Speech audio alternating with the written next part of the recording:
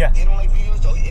But we can't take a picture of the facility either. Okay. We can't take a picture of the jail. I got his location. I could send you the location. You want to go up there? Or you want us to go pick you up, boy? No. You want me to go pick you up first? You could ride with us. Yeah, I'll ride with you later after. Okay. I'm going right now. You want me to go to his place first, or you want me to go pick you up first? You could ride with us. Okay, let me see how far you are. Let me send you my location, see how far you are. Okay. I'm going to send you my live location too, alright? Okay. How you ลอนนูนเนี่ยเที่ยวนี้เฮายังแล้วนี่นะ ลอนโดดเนาะเฮายังติดต่อนะพวกหมู่เฮาสิ set up สิไปส่งจังได๋ so they already contact พวกตำรวจทหารเดี๋ยวสิเอาไปส่งมื้อใดเอาไปส่งอยู่ไสไรเฮาก็สิไม่เอาไปส่งเอาไปทิ่มจนทางหน้าซื่อๆแล้วก็กลับเฮาเข้าไปเฮาเฮ็ดหยังบ่ได้ you know มันเป็นของรัฐบาลครับถ่ายรูปยังบ่ได้ so เฮาสิมีแต่เป็นถ่ายรูปเอาแค่ package กับinterview กันซื่อจักหน่อยสิฮอดเฮือนมะนาวเลยก็สิไป interview เพิ่น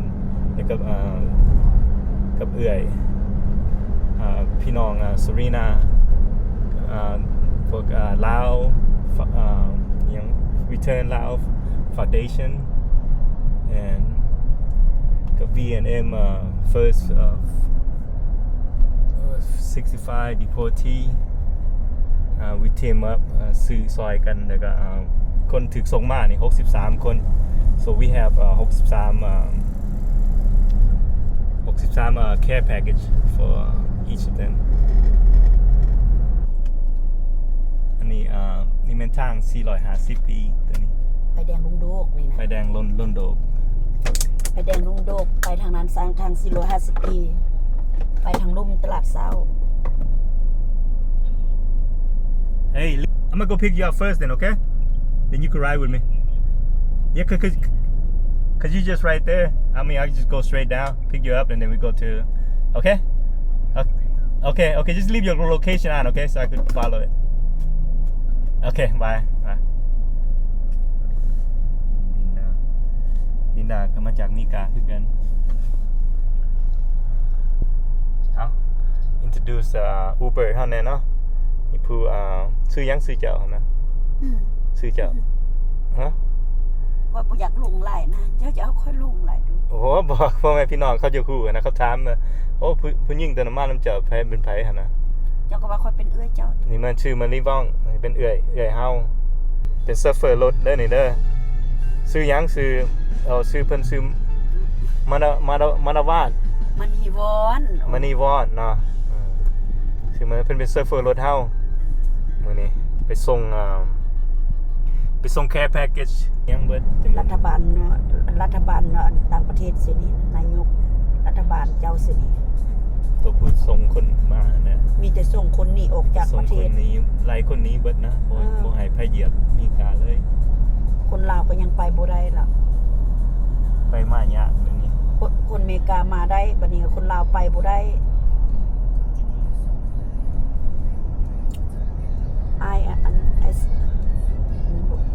เราก็อยากมาเราจะมาเดือน6อยู่มันก็โอเคอยู่เมืองลาวนี่ถ้ามีเงินเนาะเราจะมาเดือน6เดือน7นี่เด้ถ้าบ่มีเงินมันก็สิยากถ้าบ่มีเงินมันก็สิหากินยากนั่นแหละแบบเราเคยไปเล่นปากเซ่พี่น้องเฮาก็บ่มีการบ่มีงานมีแต่อยู่คู่มือไปเฮ็ดไร่เฮ็ดนาหากินเลี้ยงไก่ปลูกผักปลูกหญ้ากินตามธรรมชาติพวกเฮานี่แหละบ่มีอีหยังหลายมีแต่เฮ็ดไร่เฮ็ดนากินอยู่กินไปแล้วก็ขายข้าวขายมันขายไปเก็บกบเก็บเขียดขายก็ไหลพอเล็กเท่าหน่อยพอให้อยู่กินแบบนั้นซื่อๆคันเฮามีธุรกิจเฮามาสร้างธุรกิจในเมืองลาวนี่คือสิดีอยู่เฮาก็เอาไอเดียอยู่มีกามา คันเฮามาอยู่คันเฮาสิมาอยู่ลาวเลยนะเอาไอเดียมาเมืองลาวเลยมาสร้างธุรกิจเฮาคันเฮาสิเฮ็ดงานให้เขาเจ้านี่มันก็กันเงินเขาให้ครับคู่เดือนมันก็สิไหลพ่อซื้อกินอยู่มันสิพ่อซื้อกินเลี้ยงธรรมดาเฮานี่แหละจะมีไอเดียมันบ่เอื้อยของเฮานี่เรามีไอเดียหลายเรามาอยู่ลาวหลายเราเป็น ถ้ามีเงินมันก็เฮ็ดได้หมดทุกอย่าง เราเป็นหัวหน้าตัวเองเนาะเป็นหัวหน้าแล้วก็มีคนหูแน่เนาะมาใส่ชีวิตอยู่เมืองลาวนี่เฮาต้องการหยังแน่บอกถามแหน่สิ มีเงินเราก็มาเฮ็ดธุรกิจอยู่เมืองลาว ธุรกิจมีธุรกิจเนาะ แต่ว่ามาบ่มีเงินมีแต่มาใช้ชีวิตไปวันๆก็บ่ได้คือเก่านั่นแหละ ก็ทุกอย่างคือเก่าเนาะ แม่น เฮาก็ไปเฮ็ดงานมันก็ใส่ใจหลายคือกันเด้นี่มันบ่ได้ถือคือกันเด้เฮามาว่าอีหยังถือนี่โอ๊ยบ่ไหลแล้วเนาะแล้วก็เริ่มธุรกิจนี่มันเฮ็ดจังไดนี่นะเฮาคันเฮาบ่แม่นเชื้อสายลาวนี่นะ นี่จะออกซื้อคนฮักแพง ออกซื้อคนฮักบ่เฮาอยากมาเปิดแบบร้านอาหารนี่นะ เปิดร้านอาหาร เฮาเซาเขาเฮาบ่หาแต่เป็นคนเชื้อสายลาวก็ได้แม่นบ่ ได้ เฮาเซาเขาซื้อเฮาก็จ่ายเขาเป็นเดือนแล้วก็มาเฮ็ด จ่ายเป็นปีเป็นเดือนแล้วก็มาเฮ็ดแบบอาหารแบบนั้นก็ไล่แล้วเฮาไปเซาแบบไปเซาอีหยังก็ไล่ดอก ไปเศร้าสำหรับเฮ็ดธุร บ่ กิ ได้ จ ซื้อนะแม่น สำหรับไปเศร้าสำหรับออกเฮ็ดธุรกิจนี่บ่ได้ต้องออกซื้อมันเศร้าเป็นปีนะเศร้าเป็นปี เอาเฮ็ดคันเฮ็ดธุรกิจต้องมีซื้อเป็นคนลาววะ ต้องมีชื่อเป็นคนลาว ต้องมีใบอิหยัง มั เบิด นมาต้องมีใบครบเนาะเฮาก็ต้องได้เรียนสมมุติเปิดร้านอาหารจังซี่ก็ต้องได้เรียนเป็นชื่อเป็นคนลาวต้องได้เรียนทหารตำรวจเรียนอันนั้นข้างใน อ๋อ บ่แม่นอยู่ได้อันหาเปิดได้เปิด บ่ ลักเปิดนี่มันก็เป็นไปบ่ได้ลักเปิดนี่เขาจับได้ก็ได้เซาคือเก่า ก็ได้เสียเขาให้ เจ้าต้องได้จ่ายค่ะภาษีอากร อ๋อ สิ่งหารค่อยอันใดหารอาหารค่อยจ่ายปีนึงบ่แม่นน้อย อ๋อ ๆทางจ่ายถ้าให้บ้านจ่ายให้กุ้มจ่ายอยู่เมือง ก็คือกับยูมิกาเนี่ย ค่อยจ่ายปีนึงบ่ได้ถึงได้หารค่อยหารอาหารค่อย อ๋อบ่ได้ถือก่อน ปีนึง อ๋อ ตั้งเป็น พ่อแม่พี่น้องเด้อเพิ่นก็มีหารอาหารอยู่บาททางอนเนาะบ้านอาหารเจ้าซื้อหยังอาหารเจ้านะ ซื้ออาหารค่อยว่ามื้อนี้เหมาะวอนปิ้งเป็ดปิ้งหนู ถ้าพ่อแม่พี่น้องมาเที่ยวลาวเนาะมาเล่นทางงอนนำพ่อแม่พี่น้องนี่นะติดต่อหาไหลเด้อติดต่อกันหน่อยก็ไล่ไปนั่งกินอยู่อาหารเพิ่นก็แซ่บเลยแล้วก็ก็เอาไปเซาแบบเฮ็ดอยู่ตลาดเซาอีหยังหั่นเด้ไปเซาแบบอันนั้นเฮาเปิดบ่ไหลบ่คือกันแบบว่า เจ้าจะเปิดอาหาร เฮาจะขายน้ำขายหยังซื่อๆนะ เปิดได้แต่ว่าต้องมีชื่อต้องมีคนรับประกันให้เจ้า โอ้บ่เฮาเฮ็ดเองบ่ไหลบ่ เพราะว่าเจ้าบ่มีซื้อบ่มีกงต้นอยู่ตลาวนี่เด้ อ๋อ เจ้าบ่มีสำโนครัวตัวเลขแม่นบ่ล่ะต้องมีคนรับประกันให้ โอ้ต้องมีคนหาประกันให้จังเปิดไล่บ่เฮามาใส่ซื้อเอาเองยังบ่ไหลเลย บ่ได้แล้วเจ้ายังบ่ทันมีสำโนเจ้ายังบ่มีหนังสืออยู่นี่เนาะ ตอนเฮาสิขายของนี่เฮาเฮ็ดเองบ่ไหลเลยเนาะ เฮ็ดได้แต่ว่าเจ้าเฮ็ดเองได้แต่ว่าต้องมีเอาคนรับประกันให้เข้าใจบ่ต้องมีคนรับประกันเจ้าหั่น อ๋อ เพราะว่าต้องได้เอาปึ้มสำโนครัวหรือว่าบัตรประจำตัวดิ อ๋อ สิเฮ็ดธุรกิจเฮ็ดแม่นหยังเขาต้อง เขาต้องการนั้น แม่น เอาบ่เฮามาเฮ็ดเองนี่บ่ไหลเลย บ่ได้แล้วเจ้าบ่มีชื่อในกรุงต้นอยู่ลาวนี่เนาะ อ๋อ สำโนเจ้าบ่มีเนาะ อ๋อ สิ่งคนลาวนี่เขาต้องมีปึ้มสำโนครัวแล้วก็ปึ้มสำโนครัวแล้วบัตรประจำตัวแม่นบ่สันว่าบ่มีปึ้มสำโนครัวแล้วออกบัตรประจำตัวก็ออกบ่ได้เข้าใจบ่ต้องมีปึ้มสำโนครัวแล้วออกจังออกบัตรประจำตัวออกมาหยัง เอาแบบนั้นแต่เขาก็ไม่ได้เสียภาษีหยังเนาะ แม่นเสียอากรเสียภาษีเสีย You got pay tax and all that คือกับยูมิกาเนี่ย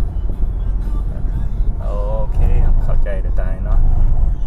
เลยยังมาสร้างธุรกิจอยู่เมืองลาวต้องเลยฮู้จักคนหัก ฉัน แท้ จะ กัน เปิดหาสิ่งสินะเจ้าจะเปิดหา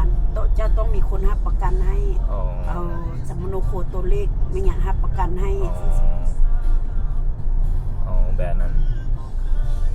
ถ้ ถ้ายังมาเปิดห้านอยู่ตลาดเช้าอยู่แบบนั้ สิ่งคนลาวไปไทยนั่นแหละสิ่งคนลาวไปไทยนั่นก็อยากเฮ็ดธุรกิจก็เฮ็ดบ่ได้ถ้าว่าบ่มีคนรับประกัน อ๋อ คนไทยมาเฮ็ดอยู่กับพี่ก็คือกันต้องออกซื้อคนลาว อ๋ออันนี้แหละเนาะนี่เลยพ่อแม่พี่น้องก็อยากมาสร้างธุรกิจสิมีหยังบอกพี่น้องบ่ว่าเฮ็ดธุรกิจมันยากสำไรเลยมันง่ายสำไรเลยมันไหลเงินมันก็โอเคอยู่ติเนาะ ก็บ่ยากถ้าว่าเฮาอันนั้นเฮาเรียนถูกต้องตามกฎหมายแล้วมันก็บ่ยากสิ่งหารค่อยนั้นค่อยก็เรียนถูกต้องตามกฎหมาย เด้อ ค่อยก็จ่ายให้แต่ทุกๆปีทุกๆเดือนจังซี่นะมันก็บ่ได้ยาก อะไรอย่างเงี้ย ฉันว่าเจ้าเฮ็ดบ่ถูกต้องตามกฎหมายนี่ก็เขากับปรับใหม่เจ้าก็เปิดบ่ได้โดน เปิดบ่ไหลต้นก็คืออเมริกาคือกันหั่นแหละ มันก็ขึ้นกับเจ้าบริหารได้เรื่องเฮ็ดธุรกิจทุกอย่างก็ขึ้นกับเจ้าบริหารได้มันก็ได้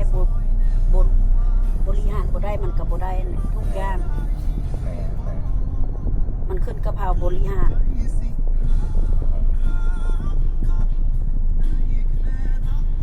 นี่เด้อพ่อแม่พี่น้องเด้อเฮาอยู่ใน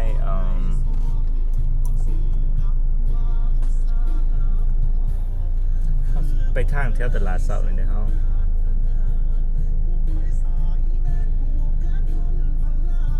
โอเคสิฮอด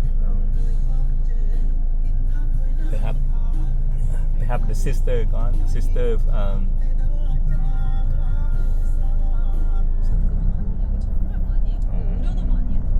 แบบค่อยอยู่หารค่อยนินแหละแต่ว่าเดือนนึงค่อยต้องเข้าไปเบิ่งน้ำเจ้าเทื่อนึงเข้าไปเบิ่งซื่อๆดอกกินเลี้ยงข้าวค่อยก็เลี้ยงบ่เลี้ยงก็บ่เป็นหยัง ที่เลี้ยงน้ำมันแหละเนาะก็เอาน้ำให้กินน้ำให้ลืมแล้วก็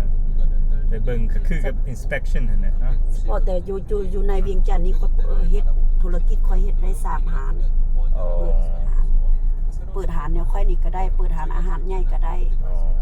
เพิ่นมีหาดหนึ่งเนาะมีแต่หาดอันเดียวเลยเนาะ มีแต่หารเดียวหารที่2อยู่สำเหนือเด้ อ๋อมี2หาดบ่นะ แต่ว่าบ่แม่นอยู่เวียงนี่ อ๋ออยู่สำเหนือพุ่นนะอ๋อไผแลนด์นี่หั่นนะ อายค่อย เขาอาจจะแลนด์อยู่พุ่น ไม่ไผค่อย อ๋อคันข่อยเฮ็ดอยู่นี่เจ้าสิเฮ็ดให้ข่อยบ่ล่ะคือซั่น ก็ลองเบิ่งก่อนเลยเนาะ อ๋อ ว่ามันเป็นอะไรหารแนวใดแท้ อ๋อ จะเปิดหารแนวใดแท้เปิดหารแนวหยัง เบิ่งก่อนโฮมเงินก่อนโฮมเงินเบิ่งเอาลูกเอาเมียมาพอมีเงินให้เห็นลูกเห็นเมียก่อนแล้วก็ถ้ามีเงินเฮ็ดธุรกิจอีกก็สิหาเฮ็ดธุรกิจนี่เฮาก็มาอยู่บ่ฮอด 4-5 เดือนเทื่อเฮาก็ยังเบิ่งไปก่อนบ่ฟ้าวบ่ฟังปานใดนะ not in a rush to do anything yet คันฟ้าวหลายมันก็สิบ่ดีเนาะเดี๋ยวแม่นดิเฮาก็ต้องได้ ในเฮ็ดหยัง ยังต้องคิดเบิ่งก่อน ทุย่างก็ต้องคิดให้มันดีๆเลยเนาะ แม่น คิดให้มันดีๆคิดให้มันรอบคอบ แม่นอันนี้เพิ่นก็เป็น business owner เพิ่นก็มีธุรกิจคนเองเพิ่นก็มีความรู้หลาย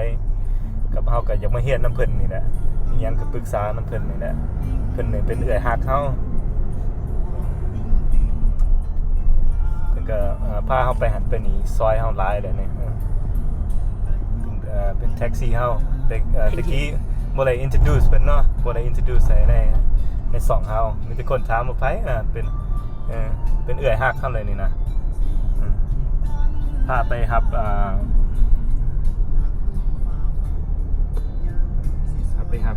ลินดาสิฮอดเลย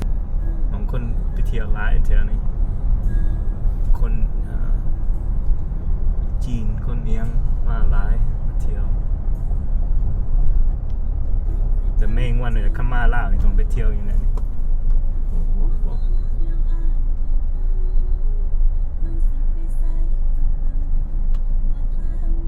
ไปอยู่เล่นทางขวาเด้อไปอยู่ทางขวาเด้อไปใส่ขวามือนะไปอยู่ทางขวานะจะมาใส่เอี่ยวได้นี่ทางไหนเอี่ยวเลยได้นี่นี่ประตูใส่เด้อพ่อแม่พี่น้องเด้อว้า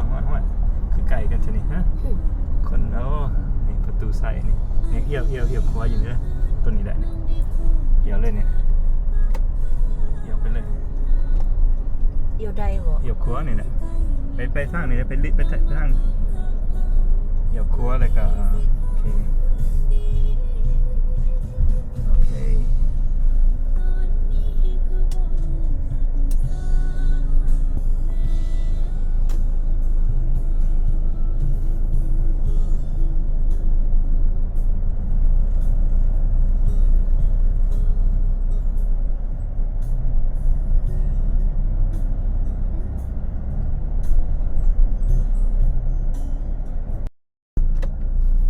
It's the sister right here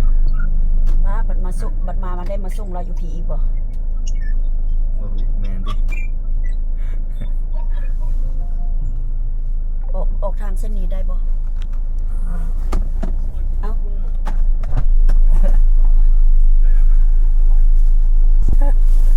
struggling สบายดี สบายดีสบายดี เออ สบายดีสบายดีสบายดี มาครับ ออกทางเส้นนี้ได้บ่ going to Amanin right yeah มันเน้น yeah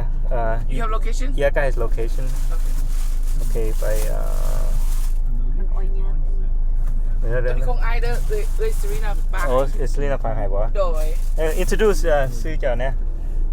สบายดีซื้อคอยดาริวัน ดาริวันเนาะ โดย ดาริวัน okay let me so this one I was busy ค่ารถค่าอยู่ในห้องนี่นะเช็ครถค่าอยู่ห้องใส่เลยคุณนะค่าเลยให้เข้ามาซอย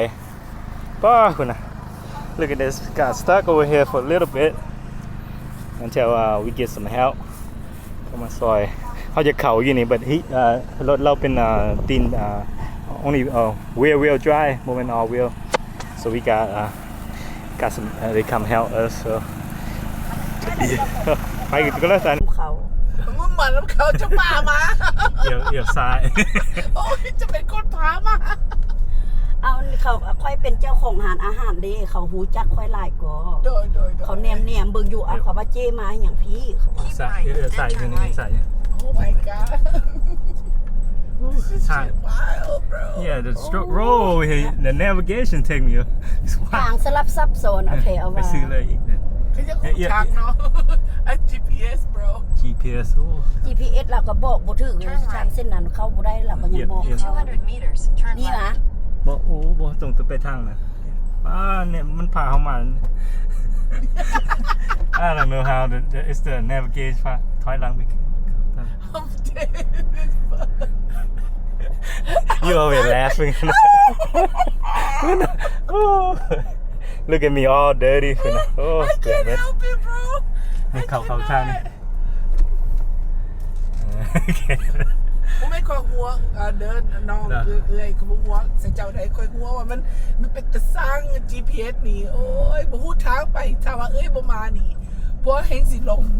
Man. Head east. โอ้ยบ่ฮู้ทางเข้าไปโอ้ยค่อยแฮงลงวันนี้เขาบ่ฮู้ทางขอยบ่ไปได้ In 200 meters, พา turn มา left. ทางหน่อยเนาะ on the little road. ว่าอันนั้นทางเมืองลาวเนาะเอ้ย Navigation มันส่ง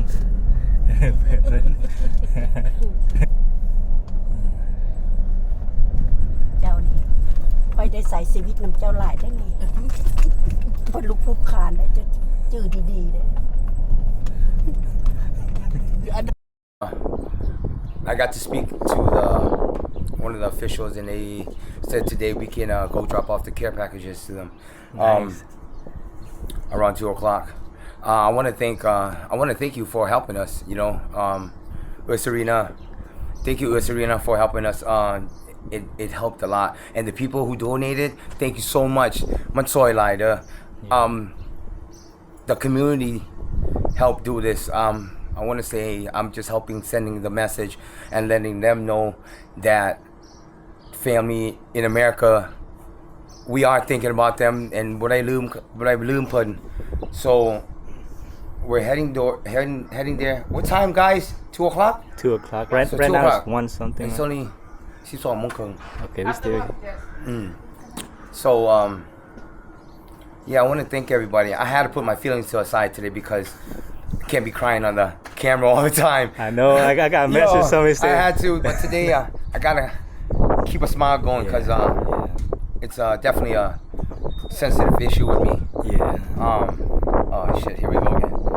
Oh But man. I want to thank everybody ขอบใจหลายๆเด้อทุกคนค่าซอยพี่น้องพวกเขาน้องพวกเขาอ้ายพวกเขาพ่อลุงพวกเขาก็คนเดียวคือกันนั่นแหละขอบใจหลายๆเด้อ Yeah. Another thing is there's still people in the camp, so there's บางคนใน so if you're looking for a family member or questions, you can contact us. Continue contacting us. Yeah. I've been speaking to a couple families now. If you guys trying to contact your family member, we'll try our best to connect them, okay? So just on Facebook, VNM, First 65, contact anytime. Auntie's house Your auntie เนาะนี่ของจะไปส่งจะไปค่ายทหารไปส่ง You want to put it in the truck or you good?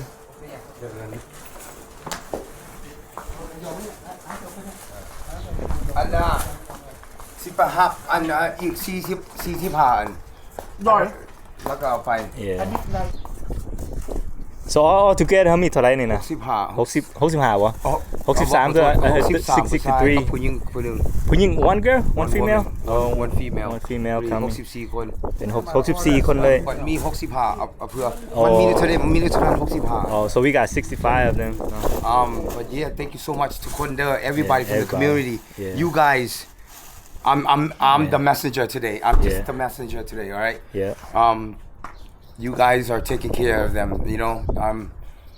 just making it happen all right ขอบใจด้วยพ่อแม่พี่น้องทั้งหลาย you know everybody on the other side just continue fighting Yeah. just continue fighting สู้รถสู้เขาจะสู้เฮาสู้คืน Yeah. just fight if you guys I would We got to come together, you know, แบบนี้ definitely. like So, this, you know. we like I was saying like continue fighting we got to Yeah, we got to. You know? Yeah. this the way they're treating us and the way they're handling us มันบ่ถูก It's not right. you yeah know. definitely not right you know I don't want to sit here and tell you my story but our story you know what we went through hell so I don't want to go through it. You want to go ahead and tell the story about like how long you been in the state like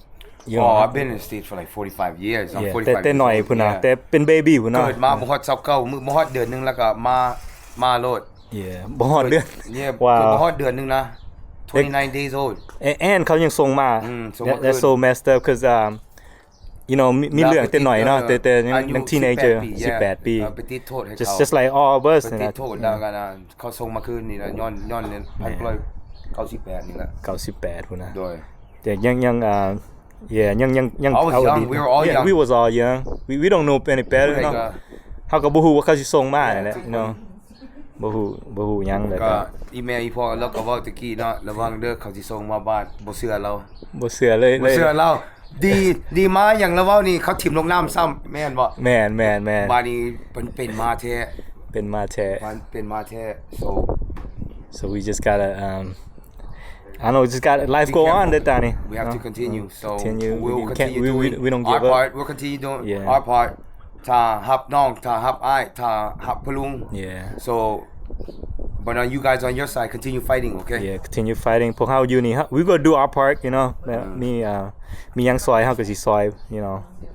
so far I love Laos Laos is the shit yeah bro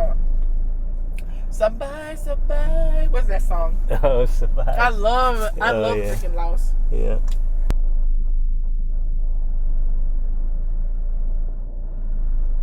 Uber หายให้เด้อนี่ Uber จักอยากหายจักอยากหัวพุ่นว่าพากันไปตกห้อง ของพระเจ้าเฮ็ดตัว ไปตกห้อง เนาะเนาะตัวเองหับไปเฮ็ดตกเอง แมนใครเป็นคนขั เอา บ เสื้อเด้ ให้เพิ่นไปอยู่รถบ่ได้ถ่ายเอาตอนนั้น โอ้ยห้วยเฮือนแตกของเบิดห้วยคนเดียวเนาะ2คนมันก็บ่ได้แล้ว บูทางออกอีกซะเด้อ ไปอยู่ ทางออกได้ คือบ่ให้เขาไปก่อน up here but you turn me to the left แล้วให้เขาให้เอื้อจอดให้เราไปเลยก่อน ไปก่อนเนาะ โดย ไปจอดอยู่ข้างๆใกล้เฮือนเขาให้เขาไปก่อน สา 3แยกคือ4แยก ตามกันไป เขาไปหมองไรนี่นะหมองwhat district is it และอ่ะ 21 19 โอ้ยก็ว่า ลัก18 19 19ดี 21ลัก19 บ่ วะ จัก บ่จักเนาะวินเนาะไปฮอดเพิ่นกัน ดวงบาลานซ์ or something like that อ๋อ เมือง Is the military base วะ Yes it is it's a center go to the different base there yes ตอนพวกเขามาเขาไปลัก you were at 17 yeah sorry you were at a shooting different one you Lak South Jet yeah เนาะ yeah and then I think I think the new center they call it Duang Balang I think oh okay again I might be saying it wrong I just know it's the center Yeah, you know more than me because I'm like have hard time understand where we at, where I'm at, and I can't pronounce, you know. Me like, too. That's Yeah. why I recommend the karaoke part. But even with the karaoke part, we don't know it. We definitely ain't gonna find out. Like, bruh, memory, landmarks, you know. Yeah. Gotta remember. We're getting there. I kind of Yes. slowly. That's why you know. I like the fact that พวกฮู้ภาษาถามว่าพวกเฮาบ่ฮู้ภาษาได้ Oh, บ่ได้ ยากเลย yeah. อยากน้อยนึง Yeah. Like especially a lot of Hmong people I need to get in touch ได้ because ทางง่ายๆเมื่อกี้เจ้าคือบ่บอกค่อยมาทางนี้ they GPS they บอก speak English but they don't GPS เด้ตาม GPS เด้เลย แต่ก็ GPS มันก็ แต่รถค่อยก็บ่ตกบวกเจ้าจ่ายค่าล้างรถทุกค่อยเด้อ สิล่างให้ยังวะสิแก้เสื้อล่างให้เลยนี่นะ โอ้ยแกเสื้อให้อู้ตาย เจ้าล้างให้บ่สะอาดค่อยบ่ต้องการเจ้าล้างให้เขาต้องการอยู่หาร สิล่างนี่ก็สิเต้นนำอีกให้ทิปเลยจ้ะนี่นะ โอ้สิเป็นโซโอเคได้ซื้อปีไปโซ สิเอาหมากมาเต้นใส่ โอ้ยบรา มากับโยคนบ้านนอกกับรัดอีกจ้ะนี่โอ้ that's a party get my whole crew มา yeah get the whole crew it'd be a nice party call loud sound too ลาวซ่าอีกจ้ะนี่โอ้คักจ้ะนี่ รถลาวยังแม่นรถดาวอยู่นั่นน่ะมาเรียนแท็กซี่ รถแท็กซี่เนี่ยSo you want me to go? บ่ไม่ บ่ไม่ว่าแหละอย่าเป็นว่า บ่ไม่ บ่เคยมาเจอเฮาบ่ได้ใช้ชีวิตลำบากแบบนี้แต่มาเจอเฮาเลยเฮาพาไปบุกให้บุกหน้าไปตากแดดไปเบิดเนาะก็มีความสุขแน่เนาะตายเนาะอยู่ซื่อๆมันก็บ่ม่วนแหละ ก็มีคนทางเลยเนาะ ฮู้จักคนแล้วก็เลยฮู้จักคนหลายแต่ได้มาเจอเอื้อยข่อยตัวนี้คือกัน ตัวนี้ว่าโตขอโทษคนแม่เขาบอกว่าบ่ให้เว้า โอ้ จัก ภาษาลาวอเมริกาเนาะเกิดใจอยู่อเมริกา ใจอเมริกาเฮา เขาบอกว่าแบบนั้นอีก ระวังต้อง เยอะไม่ภาษาลาวก็ภาษาลาวคอยบ่คออีก บ่ขอ เป็นหยังคือไปว่าว่าโต โต is like for โต animals แล้วแปลว่าตัวนั้นตัวนี้ มันก็ slip ไปมันบ่I didn't mean to it's okay ค่อยเข้าใจ เอ้ยผู้นี้ พูดเห็นบ่เฮาเว้านำของอยู่บ่ได้ว่าโตแล้วแม่นว่าจุกว่าลาวแล้วแม่นบ่ดีอยู่โตแม่นโตนั้นโตนี้ตัวมาตัวซับตัวนั้นเป็นมาส่วนหลายว่าเอ้ยผู้นี้ โดย เอื้อยผู้นี้เนาะ นั่นด้วยต้องว่าโตอย่าว่าเนื้อใด โต มื้อนั้นก็เว้ากับพี่พ่อก็ว่าโตค่อยบอกคือขอโทษเลยค่อยไปนำค่อยบ่ได้ค่อย โอ้ยขอโทษเด้ออีแม่หายเด้อตา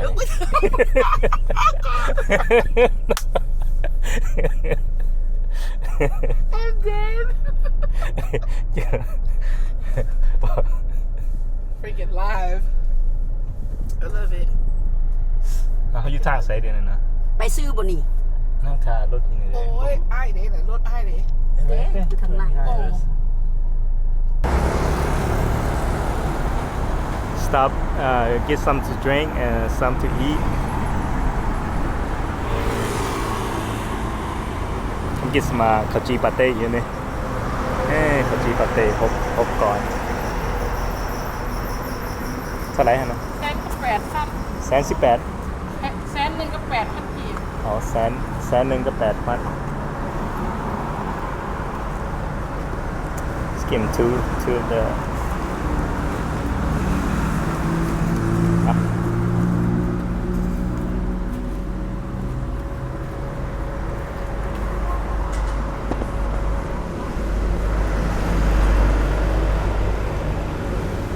It's less than $6. Yeah, around 6, 7. Because 2 of that is 8 something, so I got 6 of the sandwich. ขอบใจเด้อจานนี้สนะกะจีปาเต้but everybody want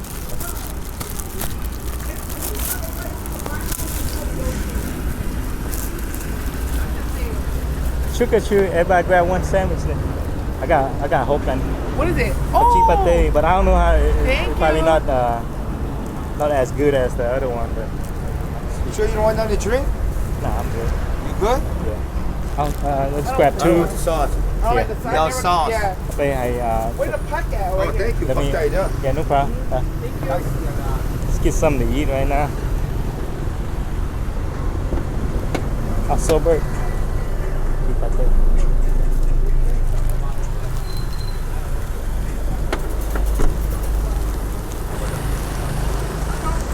They always tell me last minute, man. I be like, I ain't going. Oh, yeah. This time I'm going. I already got my outfit. How's the sandwich? How's it?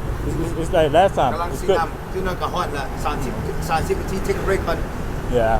it's See how something to tea? Yeah, 30 more minutes? yeah no 30 minutes มันโดนเด้ อ๋อ ไปนิดหน่อยนึง Oh. กินน้ำทางแล้วก็ไปเลยก็คือ Mm. แค่เป็นชิปเต้กินน้ำกินยังไงรถใจเด้อ thank you No problem. yo Sam, it's good. I don't even want to give them all 3 I can eat all 3 You gotta eat all 3 of I them? can eat all 3 of them Oh, make me want to go buy some more. It's good. take a break Crispy. Yep. How is it? I think I'm only on the bread. I think not inside yet. Yeah, right? Oh. It's good. 35,000 กีบ 35, that's like 50 150 เนาะ แซ่บหลาย แซ่บวะ fresh what is it strawberries Oh, wow. Fresh strawberry. Fresh fruit. Mango, they got mango. it's good that we got Got together berry. today Oh, yeah, it's how good. แล้วก็ Get เอ้า together. มันเลิกไปใส่บัดนี้เขาไปใส่ We go by support Sang. You want to? just ไป Let's go get first to idea of song track, you know. เอากระเทียมนะเอาถึงเรื่อง Huh? and I have I think some family members that want to connect with their family so if you guys have family members and that concerned or if they made it to Laos if you just want to know if they made it to Laos feel free to reach out ฮอดเมืองลาวบอกฮอดแล้วท่านบ่ฮอดพวกข่อยสิบอกให้บ่ฮอด Okay, where we at? Restroom stop. I said restroom stop. แล้วที่ใส่I mean เอ้าโอเค Go over there. Go ahead, go over there. Oh, Oh, he- he has to put it. Hold on. He wait for us right Yeah, now? we ready. He's already there. Oh, he's already there? Oh, wow. Make sure you have your thing on, okay? Huh? When we pull up, have your thing on. Have my thing on? have your Yeah. camera on when you pull up When you pull up. Oh, he already asked permission? ซื้อยังนี่นะ Oh. I know this is the Justice Center. I know the department centers. Over here is all departments in house. Department ถ้าพึกส่งมากจะอยู่แถวนี้เบิดนี่เนาะ Go ahead. Like all this เพราะว่า มี เพิ่น แต่ เปลี่ยนใหม่แล้วเด้แต่กี้นั้นอยู่พุ่นเนาะส่วนนี้เขาเปลี่ยนมานี่แล้วเนาะ แม่ ด้วย โอ้แต่เกิดไก่บ้านเฮาเนาะอันทางเขาไปมองพวกพี่น้องส่งมา63คนผู้หญิงคนหนึงเป็น64คน โอ้ผู้หญิงก็ถึกส่งมานะ คนหนึ่งผู้หญิงชาย63ผู้หญิงก็บ่สูมีหลายมีแต่คนหนึ่ง2คนแบบนี้ส่วนหลายมีแต่ผู้ชาย เด้นี่เด้โอ้ตัวนี้เด้สิฮอดล่ะ อันนี้ก็มีแต่ลักแบบนี้แหละอยู่ก็คือกับโรงแรมเลยคือแบบโมเทลเลยโอ้นี่กลางนี้เลย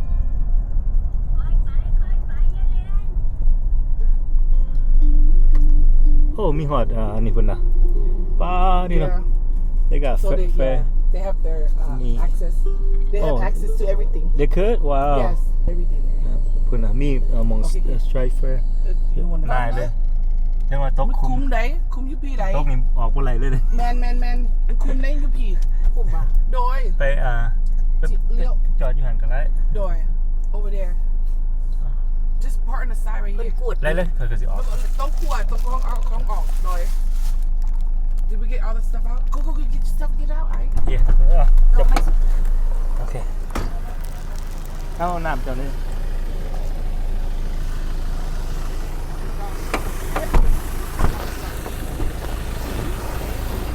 ฮะThe lady friend You guys won't be able to go in, man. Okay, Alright. we could be out here just drop the Alright. stuff off and So you guys won't be able to go in. The officials are letting us go in finally. Oh, so you guys- yeah, so we're okay, gonna go. you guys go in. Okay All right. Okay. I'll get back to you guys. Okay. Okay Alright, so we can't go in. We just gonna be ยึดขายยึดน็อก so นี่เด้อพ่อแม่พี่น้องอยู่นี่พวกเขาเข้าไปบ่ได้ so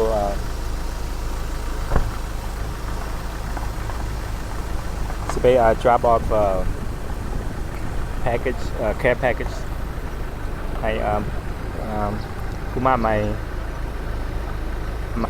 พวกเขาเข้าไปบ่ได้มันจะโอเคสิถาเป็นอยู่นอกอยู่กัน